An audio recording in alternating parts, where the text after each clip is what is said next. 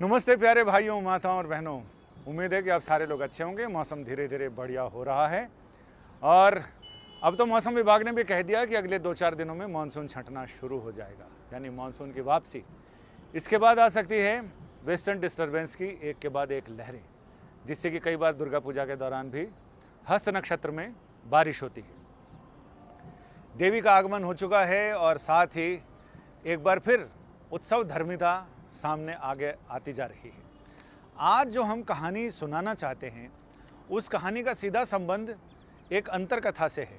पहले अंतरकथा सुन लें, इसके बाद फिर मुख्य कहानी पर आते हैं। सुरेंद्र शर्मा जी जो अपने हास्य कवि हैं, इन्होंने एक कवि सम्मेलन के दौरान एक वाकया सुनाया। उन्होंने कहा कि किसी अगर पंडित से जो खाने पीने का शौकीन हो, अगर उससे कोई बदला निकालना हो तो उसको अपने यहाँ खाने पे बुला लो और उसके सामने खूब बढ़िया बढ़िया चीज़ें खाओ और उससे खाने के लिए पूछो नहीं, टेंशन में ही मर जाएगा वो। और पोस्टमार्टम रिपोर्ट में भी कुछ नहीं आएगा कि आखिर क्या खा के मरा, चूँकि कुछ खाया ही नहीं। ऐसी ही चीज़ें अब कैसे आगे बढ़ रही हैं आप देखिए। आपने वो फिल्म देखी होगी राजा की आएगी बारात, जिसमें वो रानी मुखर्जी को सांप डसवाने के लिए अमजद खान का लड़का वो लेके जाता है पहाड़ में, और फिर आखिर में गलती ये हो जाती है कि वो सांप विलेन को ही डस लेता है। लेकिन अब ये तो फिल्मों की कथा थी, रियल स्टोरी अलग है।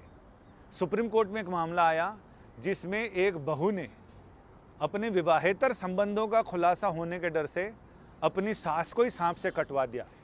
1.5 महीने तक किसी को पता ही नहीं चला कि सांप से किसने कटवाया। बाद में पता चला जब बात खुली।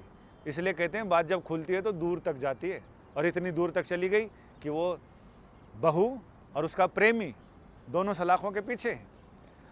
इसका खुलासा हम तक ये बात कैसे आई, सुप्रीम कोर्ट में मामला जमानत के लिए आया। जिस लड़के ने अपनी प्रेमिका, जिसकी शादी एक फौजी से हुई थी, फौजी तो लाम पर रहता था, यहाँ सीमा अतिक्रमण कोई और कर रहा था, और मनीष नाम का एक लड़का जो पेशे से इंजीनियर था, उससे इसके विवाहेतर संबंध बन गए। सास को ये पता चल गया और सास जब देखा सास ने कि ये तो दिन भर और रात को देर रात तक फ़ोन पे लगी रहती है, तो उसके भी कान खड़े हो गए कि आखिर ये मेरे बेटे से तो बात करती नहीं, ये कौन है। और जब कौन है की बात हुई तो पता चला कि धीरे इसका एक पैरामोर, जिसको अंग्रेजी में बोलते हैं और हिंदी में प्रेमी, इसका एक प्रेमी है जो जयपुर में रहता है। झुंझुनू के एक गाँव की बात है। और जब सास की रोज रोज की चकचक शुरू हुई और सास ने धमकाना शुरू किया कि बाज आ जा, नहीं तो मैं सारा भांडा फोड़ दूंगी तेरा, इन्हें लगा कि अब पानी सर से ऊपर जा रहा है। सास के रोज रोज की चकचक, और इससे निपटने के लिए उसने अपने प्रेमी को बताई। प्रेमी अपने दोस्त के साथ एक सपेरे के पास गया और उसने सपेरे से कहा कि एक जहरीला सांप चाहिए या सांप का जहर चाहिए। जो दोस्त उसके साथ गया था उसने तो ये कहा कि वो अपने दोस्त को, उसने जब साथ गया सपेरे के पास तो उसने ये कहा था कि एक दवा के लिए जहर चाहिए और सांप चाहिए। सपेरे ने कहा कि अभी तो कोई ऐसे जहरीले सांप है नहीं, तो आप मुझे थोड़ा टाइम दे दो और कुछ पैसे दे दो, मैं कहीं से जंगल से खोज के लाता हूँ। और फिर लगभग 10 दिन वो सपेरा जंगल में रहा और जंगल से वो काला नाग लेकर आया। 10,000 रुपये में वो नाग उसने इस लड़के को, मनीष को दिया। मनीष अपने दोस्त कृष्णा के साथ वो सांप लेकर इस महिला के घर आया, अपनी प्रेमिका के घर। सांप दिया गया और रात को पता नहीं क्या हुआ कि बुढ़िया तो बिल्कुल सवेरे मरी पाई। रात को उसने सांप ने काट लिया और बहू ने फिर सारे शोर मचा दिया कि माता जी के तो सांप खा गया। भाई सारा कुछ हुआ, हॉस्पिटल ले गए, वहाँ पता चला इसके तो सांप खा गया, तो मर गई, तो सांप काट लिया इसे, सांप डस गया।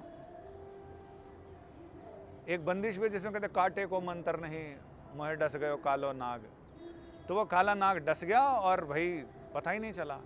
बाद को जब बात कहीं से किसी से इसने बात शेयर की या सपेरे ने बात बताई, उसके बाद बात निकली और ये पता चला कि मामला तो यहाँ ऐसा था, घर में ही नाग घुसा है तो बाहर से नाग कौन आए। फिर जब बात खुली तो फिर खुलती चली गई। ऐसे तो खद्दर के थान की तरह ये बात बिल्कुल जम के रखी थी, लेकिन जब बात खुली तो रेशम के थान की तरह ऐसी खुली कि बिल्कुल ऊन के गोले की तरह बिल्कुल दूर तक गई। सुप्रीम कोर्ट में मामला आया, इसमें कहा गया कि अब जो हुआ सो हो गया, लेकिन ये जो इंजीनियर को आपने बंद कर रखा है, ये इंजीनियर तो इसके फ्यूचर को देखते हुए इसको छोड़ दिया जाना चाहिए, क्योंकि इसका तो बहुत ज़्यादा रोल भी नहीं है। कोर्ट ने तब ये बात बताई कि आजकल सब सांप से डसवा कर अपने दुश्मन को ख़त्म करने का ट्रेंड बहुत ज़्यादा चल रहा है। राजस्थान में तो बहुत है, लोगों को पता ही नहीं चलता, सांप किधर भी छोड़ देते हैं और बोले घर में सांप आ गया, सांप खा गया। तो ये सांप की कहानी बहुत ख़तरनाक होती जा रही है। लिहाजा अब पुलिस प्रशासन को भी इस मामले में चौकस रहना पड़ेगा, और हमें भी चौकस रहना पड़ेगा कि कोई सुरेंद्र शर्मा जी के विचारों में तो किसी को घर बुला लो खाने पर और भूखे आदमी को कुछ खिलाओ ना, खुद खाते रहो तो टेंशन में मर जाएगा। लेकिन यहाँ तो ये सांप ले आते हैं और ये पता ही नहीं चलता कि कौन सा जहर दे के मारा। बोले सांप घर में घुस गया था जी और सांप डस गया। ये सचमुच बहुत ही ख़तरनाक ट्रेंड है, और लोगों की विचारधारा सोचिए। ऐसे में आसानी तो हो गई है लोगों को अपना दुश्मन ख़त्म करने में, लेकिन आप सोचिए कि लोग कहाँ तक गिर गए हैं। और जो कहा कि ऐसा कलयुग आएगा, हंस चुनेगा, दाना दुनका, कौवा मोते खाएगा और सांप से डसाएगा, ये मामला ऐसा आ रहा है। तो ये कहानी अपने आप में बहुत सारी चीज़ें बताती हैं, लोगों की सोच कहाँ तक गिर गई है, और शातिर दिमाग कितना तेज चलता है कि साहब सांप भी मर जाए और लाठी भी ना टूटे। यहाँ तो सांप मार दे और लाठी में आवाज़ नहीं आए, लेकिन कानून के हाथ लंबे होते हैं, और जब बात खुलती है खून बोलता है साहब। खून को कितना भी आप धो लें, कहीं ना कहीं से उसकी बू, उसकी रंगत आपके पीछे रहती है और आप पकड़े जाते हैं। इन मामले में भी यही हुआ। ये मनीष बाबू और कृष्णा जी जेल के अंदर हवा खा रहे हैं, और बहू भी, वो भी गई अंदर, क्योंकि इन सारे लोगों की मिली भगत थी सास को राह से हटाने को। आप सोचिए उस फौजी के दिल पर क्या बीती होगी जो सरहद पर अपनी मातृभूमि की रक्षा के लिए रहता है। लेकिन यहाँ घर में क्या हो रहा है, कैसे सांप घुस जाता है, इसका कोई नहीं जानता।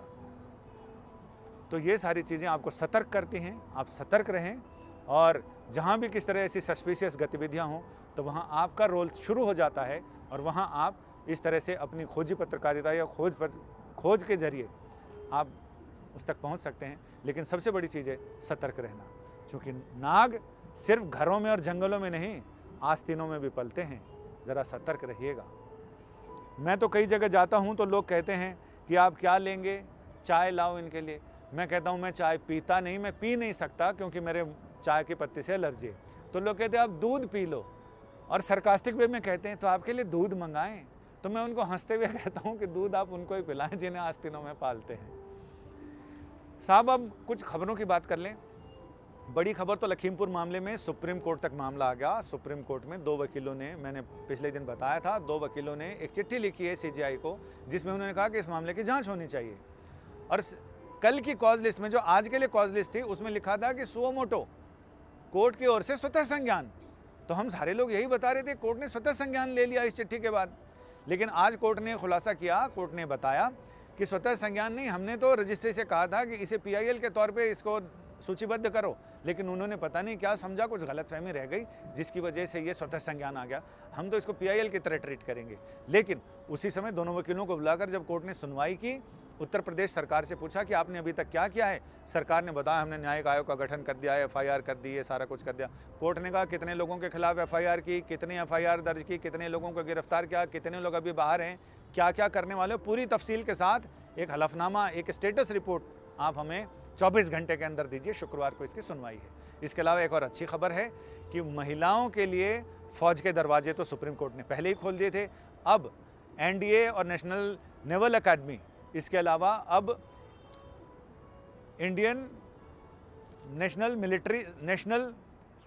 मिलिट्री स्कूल कॉलेज, राष्ट्रीय इंडियन मिलिट्री कॉलेज, इसमें भी महिला कैंडिडेट्स को इसी बार से, दिसंबर से जब उसके एंट्रेंस एग्ज़ाम होंगे, उसमें बैठने की इजाज़त मिल गई है। ये अलग बात है कि मिलिट्री स्कूल में अगले सत्र से, यानी अगले साल जून से लड़कियां शामिल हो सकेंगी, लेकिन मिलिट्री कॉलेज में इसी बार से 2021 से ही आगाज़ हो चुका है। महिलाएं वहाँ, लड़कियां, युवतियां वहाँ पर एंट्रेंस एग्ज़ाम दे सकती हैं और उसके बाद फिर आगे वहाँ पढ़ाई करने के बाद वो हमारे देश की सेना की कमीशन्ड ऑफिसर बनेंगे, एनडीए की तरह। अब आखिरी चरण में हम आपसे चलते चलते तो बहुत सारे लोगों की प्रतिक्रियाएं आई हैं, उसमें से कुछ प्रतिक्रिया हम ज़रूर आपसे शेयर करना चाहेंगे, जिसमें लोगों ने लिखा है विकास त्रिपाठी लिखते हैं, संजय जी अच्छा लगा आपका ये कार्यक्रम। चलिए साहब, विकास जी बहुत बहुत शुक्रिया हौसला अफजाई के लिए। बालकृष्ण जी ने लिखा अच्छी जानकारी दे रहे हैं, धन्यवाद। राहुल वर्मा जी ने लिखा है मेरी समझ में नहीं आया, why Muslims doing with her sisters, पता नहीं, ये उनका अपना मानना है। और इसका जवाब हम तो क्या देंगे, इसका जवाब तो आपको कॉम्पिटेंट अथॉरिटी दे सकती हैं, जो कोर्ट भी ये कहता है कि कॉम्पिटेंट अथॉरिटी के सामने जाएं और उनके आगे अपना रिप्रेजेंटेशन दें। और अरहाम साहब ने लिखा है please make separate channel, I often do not find you separately और tell how can I find you daily. आप साहब ये रोज़ 8 बजे रात को और ये सुनाओ संजय कानू देखिए आता है, 9 बजे शम्स भाई अपनी कहानियों के साथ आते हैं जो बहुत ज़्यादा पॉपुलर है और हम खुद भी वो कहानियाँ देखते हैं, उनका इंतज़ार करते हैं। तो आप साहब ये क्राइम तक पर रोज़ 8 बजे हमसे मुलाकात कर सकते हैं और कहानियाँ सुन सकते हैं। और संदीप सिंह जी ने लिखा है बहुत अच्छा लगता है आपका ये प्रोग्राम, धन्यवाद साहब हमारी हौसला अफजाई के लिए। जहाज वाले प्रकाश जी ने लिखा है कि सर जी आज के ताज़ा समाचार, पी शब्द इंसान का बहुत प्रिय है, हम ज़िंदगी भर पी के पीछे भागते हैं, जो मिलता है वो पी से और जो नहीं मिलता वो भी पी से। यानी इन्होंने अपना पी को लेकर पी से बहुत सारी चीज़ें इन्होंने, ये व्हाट्सएप पे भी मैसेज आया था, और पति पत्नी पुत्र पुत्री पाठशाला परिवार प्यार पैसा पद प्रतिष्ठा प्रशंसा प्रेम पार्टी परीक्षा पब्लिसिटी, इन सब के पीछे कर पड़ते हैं और पी से पाप भी करते हैं और अंत में जो बचता है वो पछतावा, वो भी पी से है। तो इसलिए पी की बजाय हम पी यानी परमात्मा के पीछे पड़ें। तो ऐसे बहुत सारे लोग हैं जो इस कार्यक्रम से अलग हटके कुछ ऐसी जानकारियाँ भी देते हैं। तो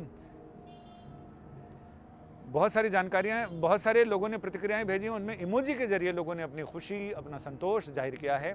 तो जो लोग नाराज़ रहते हैं उनकी नाराज़गी भी हम आपके साथ शेयर करते हैं और ये बताते हैं, ऐसा नहीं कि मीठा मीठा गप गप और कड़वा कड़वा थू थू। जो लोग हमसे नाराज़ रहते हैं उनकी नाराज़गी भी हम आपके सामने लेकर आते हैं और हम उम्मीद करते हैं कि वो लगातार हमारा कार्यक्रम देखेंगे तो धीरे धीरे ही सही उनको कार्यक्रम अच्छा लगने लगेगा, क्योंकि हम बहुत मेहनत से आपके लिए ये सारी जानकारियाँ लेकर आते हैं। नमस्ते।